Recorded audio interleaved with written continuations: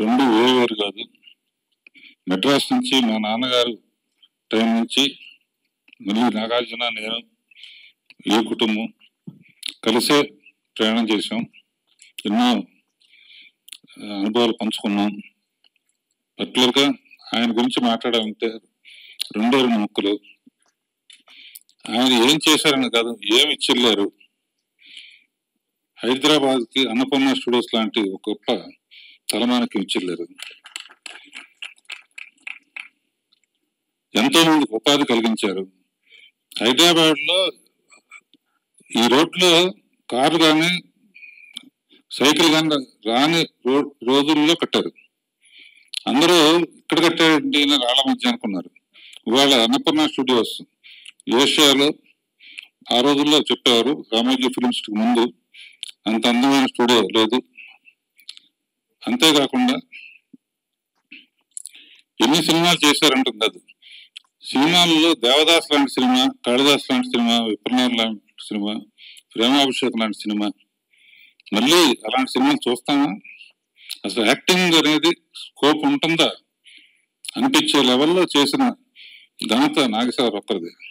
అంతేకాకుండా ఈ జనరేషన్ ఆర్టిస్టులకు కూడా ఆ రోజుల్లోనే నాగేశ్వరరావు, రామారావు కలిసి వరదలు వచ్చినా ఏ కష్టం వచ్చినా కూడా జోలో పెట్టుకుని రోడ్ల వెంట తిరిగి డబ్బులు పోగు చేసి ఇచ్చారు.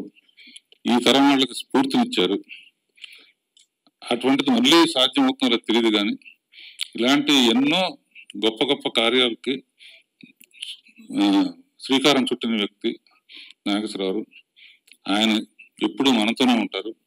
ఆయన సినిమాలు ఎప్పుడు మర్చిపోయిన సినిమాలు ఉంటాయి. అండ్ అందరూ తప్పకుండా చాలా మంది దేవదాస్ చూడాలి అని వెయిట్ చేస్తున్నారు.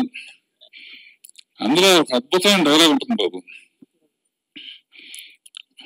బాధగా లేదా అంటే, బాధపడితే ఏమొస్తాయి, రెండు కన్నీటి పుట్టే కదా అంట.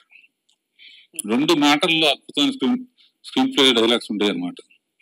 అలాంటి సినిమాలు మళ్ళీ రావాలని కోరుకుంటూ నాగేశ్వరరావుని మరీ తెలుసుకుంటూ సెలవు తీసుకుంటున్నాను. తండ్రి కొడుకులతో చేసే అదృష్టం కూడా నాకు కలిగింది. రామదాస్లో నాగేశ్వరరావు నాగార్జున నమస్కారం పెడితే నాగేశ్వరరావు నమస్కారం పెడతాడు. ఏంటి ఈ షాట్ అన్నాడు ఆయన. గురువుగానేమో నాగార్జున నమస్కారం పెడతాడు. తండ్రిగా కుటుంబం చూసుకోవాల్సిన బాధ్యత నీదే బాబు అని ఆయన నమస్కారం పెట్టాడు. ఆ ఉద్దేశంతో తీశాను ఆ షాట్. ఇప్పటికీ మర్చిపోలేని షాట్ అది.